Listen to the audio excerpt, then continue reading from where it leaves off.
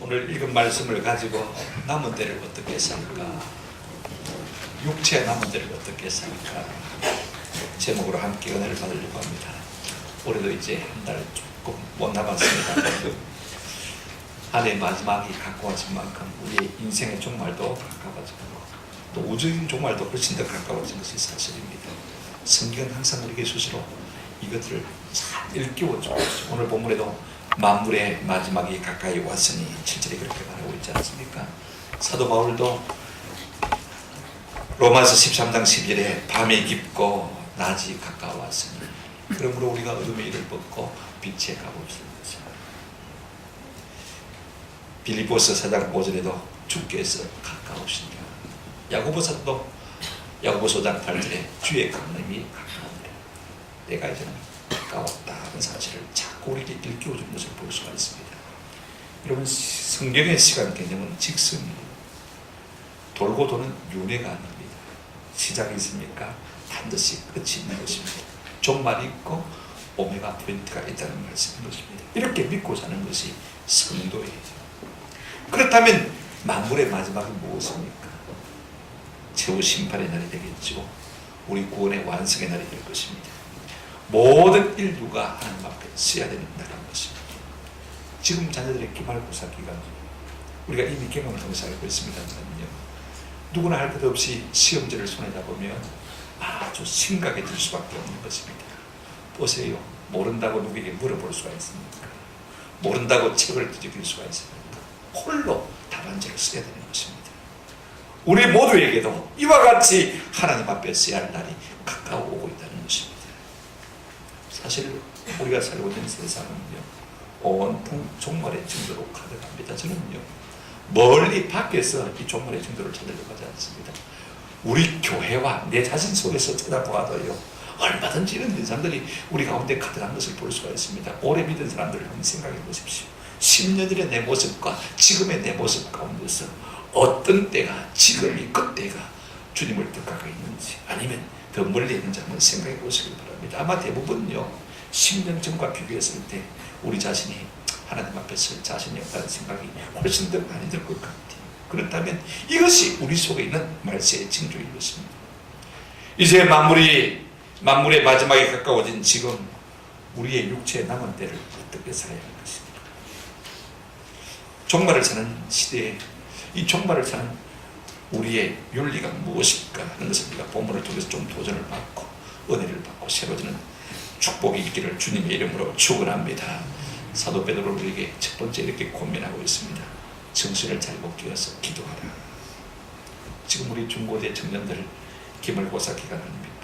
학생들이요, 학기 중간에는 좀 구리멍텅하다가도 기말고사가 바짝 다가오게 되어지면 정신을 차리고 깨어 준비하는 것을 볼 수가 있습니다. 저는 우리 효민이가 요즘 날밤을 새면서 공부하는 것을 보면서 참 많이 도전을 받습니다. 만약에 주님이 내일 모레 다음 주에 오신다면 내가 저렇게 살아야 되는 것이 마땅하지 않을까 하는 생각을 하게 돼요. 오늘 7절에 뭐라고 했습니까? 만물의 마지막이 가까이 왔으니 그러므로 너희는 정신을 차리고 근신하여 뭐하라? 기도하라. 여러분, 정신을 차리고 깨어 근신하여 기도하는 것은 영적 각성, 그 다음에 기도와 함께 맞물려 있는 것을 볼 수가 있습니다. 영적 각성은요, 우리가 이건 기도하도록 이끌어가는 것을 볼 수가 있어요. 여러분, 깨어있으니까 기도할 수밖에 없지요. 기도합니까? 깨어있는 사람인 것입니다. 그러므로 기도와 깨어있다는 것은요, 항상 괴를 같이 하고 있는 동전의 양면과 같은 것입니다. 골로새서 4장 1에 기도를 계속하고 기도에 감사함으로 말아 깨어있으라. 깨어있다는 것과 기도는 동일한 것을 말합니다. 그러므로 지금 우리가 좀 깨어있어야 할 때가 아닌가 하는 생각을 하게 되었습니다. 오늘 본문은 분명히 말하고 있습니다. 만물의 마지막이 가까이 왔으니 그러므로 너희는 정신을 차리고 근신하여. 마치 보초를 보고 너 정신 차려? 정신 차려? 졸지 마 하고 우리에게 말하는 것과 같은 말씀인 것입니다. 여러분, 우리가 몽롱한 상태로서는요, 무엇인지 우리가 잘할 수가 없어요. 그래서 우리 예수님은 누가복음 21장 36절에서 이렇게 말씀하고 있습니다. 이러므로 너희는 장차 올 이 모든 일을 능히 피하고 인자 앞에서도 항상 기도하며 어떻게 하라고요? 깨어있으라. 사도 바울도 마찬가지입니다. 로마서 13장 11절에 또한 너희가 이 시기를 알거니와 자다가 깰 때가 벌써 되었습니다. 자다가 깰 때가 벌써 되었대요. 우리를 자꾸 일깨워주고 있는 것을 볼 수가 있습니다. 데살로니가전서 5장 6절도 마찬가지입니다. 그러므로 우리가 다른 이들과 같이 하지 말고요, 자지 말고 오직 깨어 말지라 정신을 차리지라. 지금 이제는 우리가 좀 정신을 깨어 일어날 때가 되었다라고 말하고 있습니다. 저는 오늘부터라도 우리 모든 성도가 좀 깨어 정신을 차리는 귀한 은혜가 있기를 주님의 이름으로 축원합니다. 우리가 만약에 깨지 않는다면요, 요나가 믿지 않는 성당에 들은 책망이 무엇입니까? 잘한 자여 어찌미냐, 잘한 자여 어찌. 세상 사람이 우리를 향해서 왜 자고 있냐고 우리를 책망할 수밖에 없는 것입니다. 목사가 뭐 하는 사람입니까? 여러분을 번거롭게 하고 기초하는 사람이 아니라 자는 사람을 깨우는 사람인 것입니다. 설교가 무엇입니까? 어떤 캐나다 성도가 설교를 이렇게 참 잘 정리했더라고요. 설교라는 자는 사람을 깨우고 깨어있는 사람을 자게 하는 것이다. 설교는 자는 자를 깨우며 자지 못하는 자를 자게 하는 것이다. 참 명언. 영적으로 허리뭉텅한 상태에 빠져있는 사람을 깨워주는 것이 설교예요. 마음의 고통으로 말미암아 잠자지 못하는 사람을 채워주는 것이 참 설교다. 이 같은 은혜가 우리 모두에게 있기를 주님의 이름으로 축원합니다. 지금은 기도하기 위해서 깰 때라, 이렇게 성경은 말하고 있습니다. 오늘 우리가 7절을 읽었습니다. 그러므로 너희는 정신을 차리고 근시하여 말하 기도하라. 결과로 지금 번역을 하고 있습니다만은요, 어떤 성경이 이렇게 번역하고 있습니다. 그러므로 너희가 기도하기 위해 정신을 차리고 그 다음에 근신하라. 기도를 목전론적으로 설명하고 있는 것을 볼 수가 있습니다. 여러분, 기도가 영적 각성의 목표라는 것입니다. 뭐 때문에 우리가 깨어야 되는 것입니까? 기도하기 위해서 깨어야 된다는 것입니다. 여러분, 신앙생활은요, 한마디로 무슨 생활입니까? 기도 생활이에요. 사무엘은 기도하기를 싫은 죄를 내가 범쳤다. 우리가 살면서 종종 실패합니다. 종종 넘어집니다. 그 실패의 원인과 이유가 어디 있습니까? 어떤 사람으로 말미암은 것입니까? 어떤 환경 때문에 그런 것입니까? 성경은 우리가 실패하는 모든 이유의 궁극적인 원인의 배후에는 기도하지 않기 때문이라고 말하고 있습니다. 내가 무능하고 우둔하고 어리석고 비겁하고 약하고 내 마음이 악랄했던 모든 것은요, 기도하지 않았기 때문에 그렇습니다. 이런 것입니다. 우리 예수님 십자가를 앞에 두고 계시는 동산에서 피땀 흘려 기도하지 않습니까? 그때 제자들이 다 졸며지 않습니다. 우리 주님 그들에게 오셔서 뭐라고 말씀하셨습니까? 시험에 들지 않게 깨어 기도하라. 깨어 기도하라. 베드로가 이 말을 듣지 않냐고 어떻게 했습니까? 결국 자다가 나중에 어떤 일을 당하게 됐습니까? 그 수지자가 부끄럽게도 예수님을 모른다고 3번이나 부인하는 이와 같은 어리석은 죄에 빠지고 만 것을 볼 수가 있습니다. 그러므로 우리가 이 마지막 때에 깨어 있어서 주님을 부인하지 아니하려면요, 좀 기도할 필요가 있는 것입니다. 기도는요, 또 무엇과 같다면 하나님을 만날 준비 운동을 하는 것과 같은 것입니다. 우리가 천국에서 주님을 뵈게 될 텐데요, 우리가 주님을 낯선 자로 대하지 않으려면 기도 속에서 날마다 주님을 만나야 돼요. 욥은 욥기 19장 27절에서 이렇게 말하고 있습니다. 제가 읽어드리겠습니다. 내가 그를 보리니 내 눈으로 그를 보기를 낯선 사람처럼 하지 아니할 것이라. 내 마음이 초조하구나 그렇게 번역했습니다만 옛말 성경에는 내 마음이 조급하구나. 여러분, 어떻게 우리가 주님을 낯선 분으로 여기지 아니할 수도 의미가 있을까? 천국에 갔을 때 주님을 뵀을 때 우리가 어떻게 하면 낯선 자로 주님을 대하지 않을 수 있는 의미가 있을까요? 날마다 기도 속에서 그분을 뵐 때 가능한 것입니다. 저는 이 같은 은혜가 우리 모두에게 있기를 주님의 이름으로 축원합니다. 말세를 맞은 우리에게 두 번째로서도 사도 베드로가 우리에게 뭐라고 권면하고 있습니까? 좀 뜨겁게 사랑하라, 그렇게 말하고 있습니다. 여러분, 기도하는 사람이 늘 무엇을 위해 기도하고 있습니까? 이제 남은 날이 얼마 남지 않은 사람들이 무엇을 생각하고 있습니까? 이제는 내가 사랑합니다. 오직 사랑밖에 생각할 것이 없는 것입니다.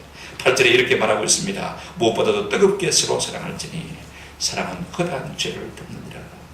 여러분, 사랑한 만큼 제대로 산다는 겁니다. 왜냐하면 성령의 첫 번째 열매가 뭐예요? 사랑과 희락과 화평과 사랑이 있습니다. 사랑한 만큼 성령의 사랑입니다. 사랑한 만큼 제대로 삶을 사는 것입니다. 깨어있는 사람인 것입니다. 우리가 육체에 남은 때를 어떻게 사는 것이 필요할까요? 어떻게 해야 합니까? 뜨겁게 사랑해야 되죠. 어느 정도로요? 오늘 보면 이렇게 말하고 있습니다. 다른 사람의 모든 뭘 덮을 정도로요? 죄를 흠을 덮을 정도로. 먼저 우리가 어떻게 사랑해야 됩니까? 사랑의 방법이 어떠해야 되겠습니까? 오늘 보면 뜨겁게 사랑하라. 옛날 번역에는 열심으로 서로 사랑을 지니는 것입니다. 여러분, 열심은요 불의 마음이에요. 불은요 태울 것이 있으면 절대로 꺼지지 않습니다. 다 태워야 꺼지는 것 아닙니까? 이렇게 사랑하라. 사랑해야 할 사람이 있다면, 내 주변에 사랑하지 않을 수 없는 사랑해야 할 사람이 있다면 끝까지 사랑해야 되는 것입니다. 그것이 불의 마음인 것입니다. 적극적인 사랑, 기다리는 사람이 아니고 찾아가는 사람이고 바꿔서 응답하는 사람이 아니고 내가 먼저 기회를 만드는 사람입니다. 여러분, 뜨겁게라는 말은요 액티넷이라는 말인데 한번 들어봅시다. 잡아 늘어뜨린다. 우리가 고무줄을 잡아들이는 거잖아요. 그죠? 용수철을 잡아들이는 거잖아요. 극대화한다. 사랑을 극대화하라 이 말인 것입니다. 최대한 서둘러서 좀 사랑해라. 달리는 말에 채찍질하는 이유가 무엇입니까? 더 잘 달리도록 주마다 우리가 바로 여기 있었다는 것을 볼 수가 있습니다. 사도 베드로는 우리에게 지금까지 사랑하고 있지만 좀 더 사랑하라고, 좀 더 뜨겁게 사랑하라고 우리에게 권면하고 있습니다. 사랑을 늘리는 일에 좀 힘쓰라고 말하고 있습니다. 오늘 우리의 마음에 열정이 식은 것은 우리가 늙어서 그런 것이 아닙니다. 우리의 마음속에 사랑이 식었기 때문에 그럴 수밖에 없는 것. 우리가 여태까지 얼마나 많은 사랑을 받았습니까? 그 사랑 받은 저희들이 이제는 우리가 남은 인생에 이제 주님 앞에 서야 할 날이 얼마 남지 않았다면요 좀 더 뜨겁게 사랑하며 살 수 있는 은혜가 있기를 축원합니다. 어느 정도로 어떤 사랑을 우리가 가져야 된다고 말하고 있습니까? 여러분, 사랑의 본질이 무엇입니까? 사랑의 정의가 무엇입니까? 항상 우리는 사랑은 주는 것이다 라고 말하지만 오늘 본문에는요 한번 따라 하십시다. 사랑은 허다한 죄를 돕느니라. 일반적으로 우리가 준다. 시간도 주고 물질도 주고 우리가 재능도 나누는 것을 우리가 사랑이라고 말하지 않습니까? 그런데 오늘 성경 그것을 넘어서 뭐라고 말하고 있습니까? 사랑은 허물을 덮어주는 것까지 사랑이다. 용서를 주는 것, 남의 구설주를 막아주는 그것이 사랑의 본질이다 라고 말하고 있습니다. 왜냐하면 하나님의 사랑과 유황하기 때문에 그렇습니다. 요한일서 3장 1절에 보라, 아버지께서 어떠한 사랑을 우리에게 베푸사 하나님의 자녀라 일컬음을 받게 하셨는가. 어떤 사랑을 하나님께서 우리에게 주셨습니까? 정답이 로마서 5장 5절부터 10절까지 나와 있는 것을 볼 수가 있습니다. 어떤 사랑을 우리가 받았습니까? 로마서 5장에 보시면 5절에 이렇게 말씀하고 있습니다. 소망이 우리를 부끄럽게 하지 아니하면 우리에게 주신 성령으로 말미암아 하나님의 사랑이 우리 마음에 부음받음이니. 그 하나님의 사랑이 어떤 사랑입니까? 여러분 6절에 보시면 이렇게 말씀하고 있습니다. 우리가 아직 어떠할 때요? 연약할 때 기약대로 그리스도께서 경건하지 아니한 자를 위하여 죽으셨다. 연약하다는 말은 불경건한 사람이라는 것입니다. 우리가 전혀 경건한 구석이 없을 그때에도 주님께서 우리를 위해서 대신 뭐 하셨습니까? 죽어주신 것입니다. 우리의 허물을 덮어주신 것이죠. 넘어가겠습니다. 6절 보시기를 바랍니다. 그 다음에 8절입니다. 이렇게 말하고 있습니다. 우리가 아직 어떻게 되었을 때요? 죄인이 되었을 때. 여전히 우리 속에 허물이 있음에도 불구하고 착한 구석이 하나도 없음에도 불구하고 그리스도께서 우리를 위하여 어떻게 하셨다고요? 죽으심으로 우리의 허물과 죄를 사하시기 위해서 우리가 죄인 되었을 때도 우리 주님께서 우리를 대신해서 죽어주신 것입니다. 10절에 보면 이렇게 말하고 있습니다. 곧 우리가 원수 되었을 때 원수를 그의 아들의 죽으심으로 말미암아 우리가 경건한 것도 없고 우리가 여전히 죄인이고 우리가 하나님과 원수 되었을 그때에도 우리 하나님은 우리의 허물을 덮으시기 위해서 대신 아들을 땅에 보내서 십자가에 돌아가시게 하십니다. 이 사랑받은 우리가요 자꾸 남의 허물을 들추고 있다면 그 사랑에 보답하는 원리가 아닌 것입니다. 그러므로 자꾸 남의 허물이 내게 보인다는 것은요 내가 그만큼 사랑하지 못하고 있다는 증거인 것입니다. 사랑하는 자는요 얼마나 덮었느냐 하는 것으로 비례할 수가 있는 것입니다. 우리가 얼마나 오늘까지 덮어주고 살아가고 있습니까? 사랑은 허물을 보지 않지 않습니까? 손자 손녀를 키운 분들은 압니다. 아이들이요 손자 손녀들이요 자라면 저 동아지 어국동아지 이렇게 불러도요 그게 허물이 되지 않습니까? 오히려 틀리게 말하는 것이 더 이쁘게 보이고요 어리숙한 것이 더 귀엽게 보이고 더 사랑스럽게 느껴지는 것 아닙니까? 이래도 우리가 사랑의 눈을 가지고 보게 되어지면 남의 허물은 보이지 않는 것이 정상인 것입니다. 얼굴 찡그리는 것까지도 예뻐 보이는 것입니다. 근데 어느 순간에 우리가 사랑에 지고 나면요 자꾸 자기는 웃는데 나는 그것이 미워지는 거예요.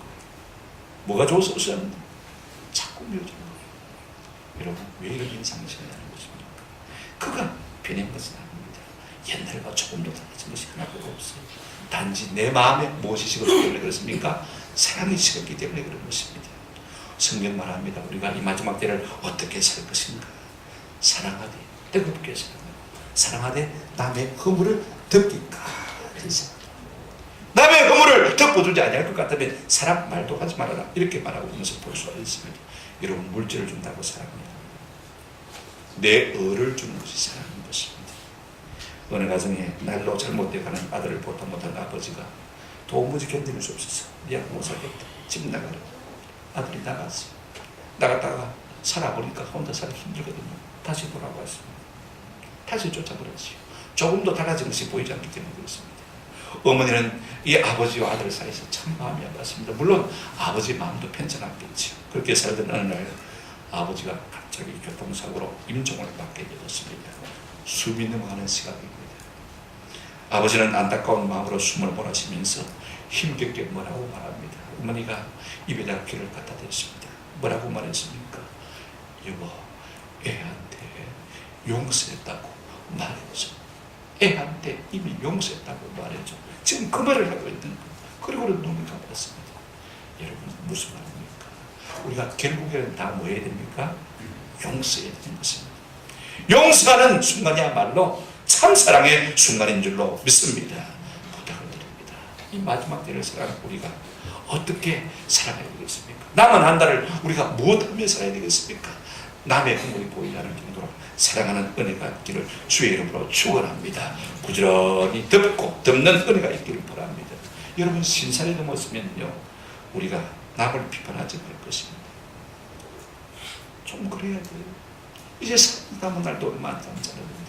우리가 예수를 넘었거든 좋지 않은 것은 보지도 듣지도 말 것입니다.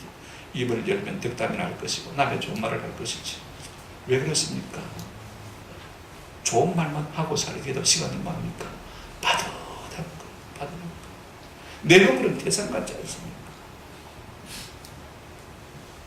남의 허물을 덮을 만큼 뜨겁게 이 마지막 때를 사랑하며 살 수 있는 저와 여러분 되시기를 주님의 이름으로 축원합니다.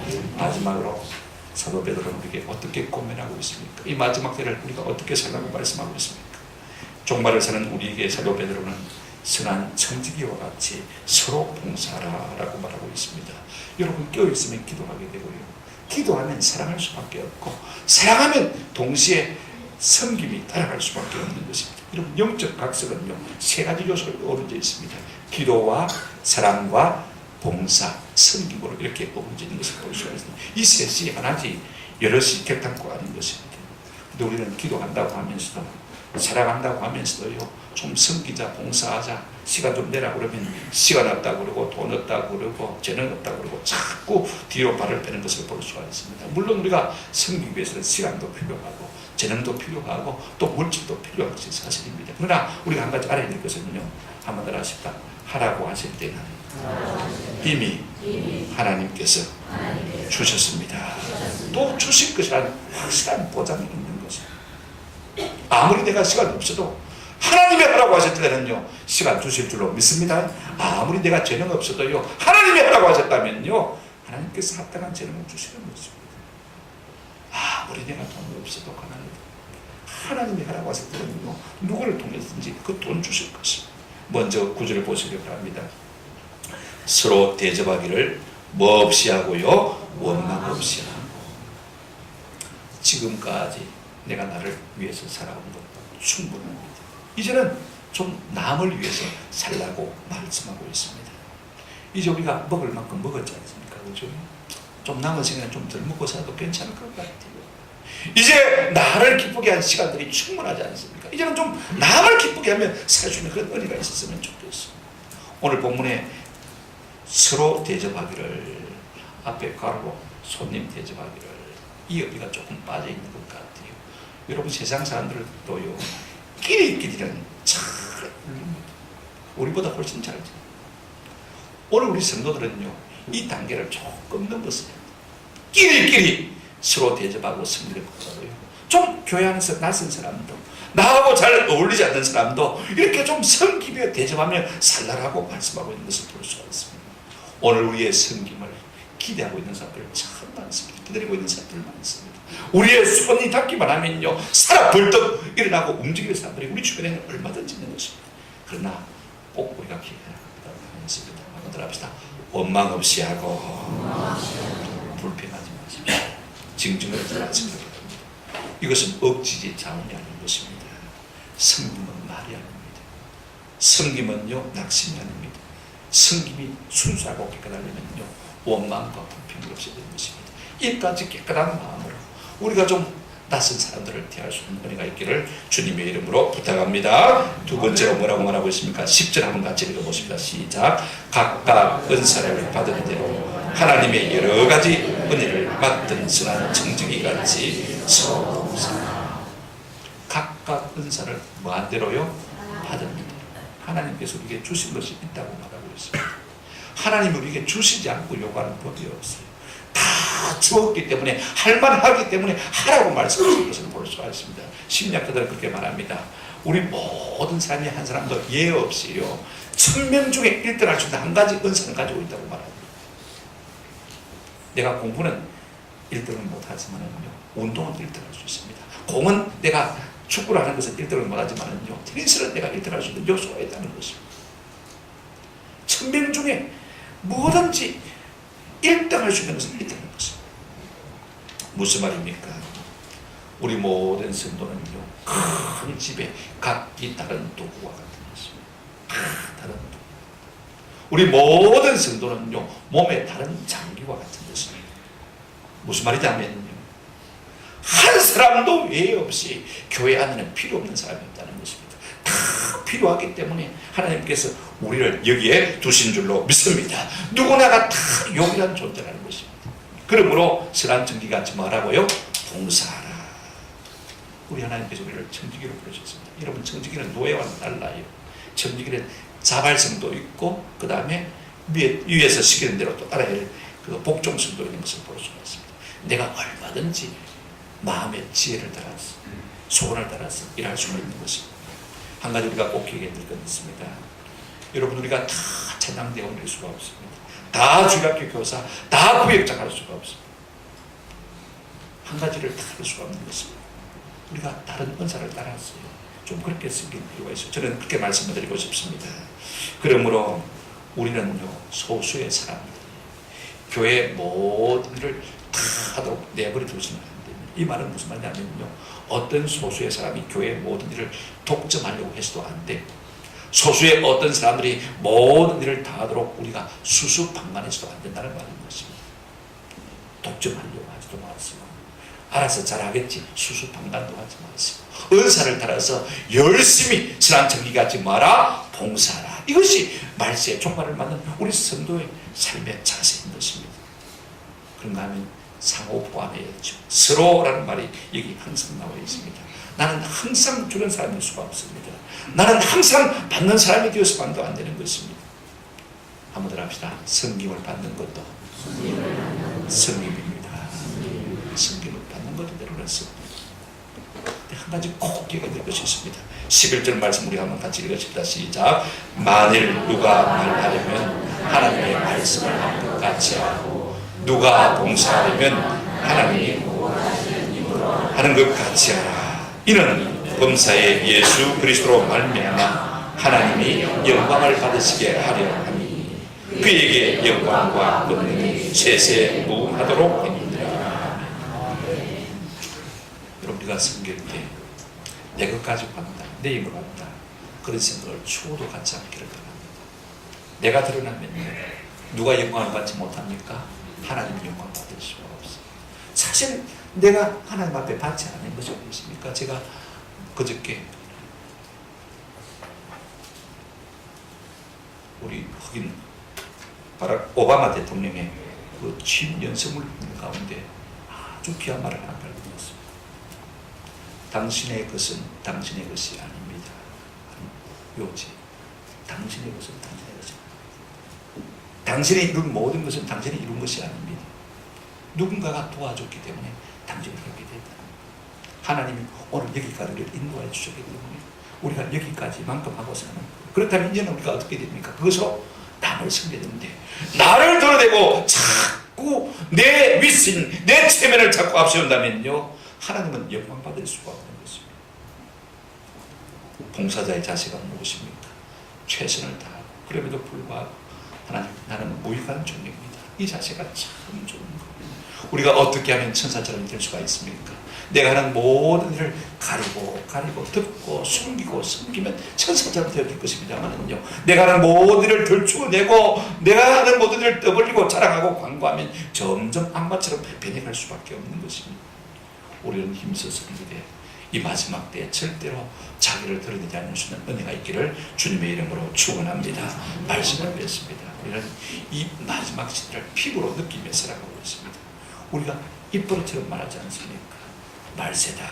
어떤 사람은 아주 덧어서 말세지 말이다.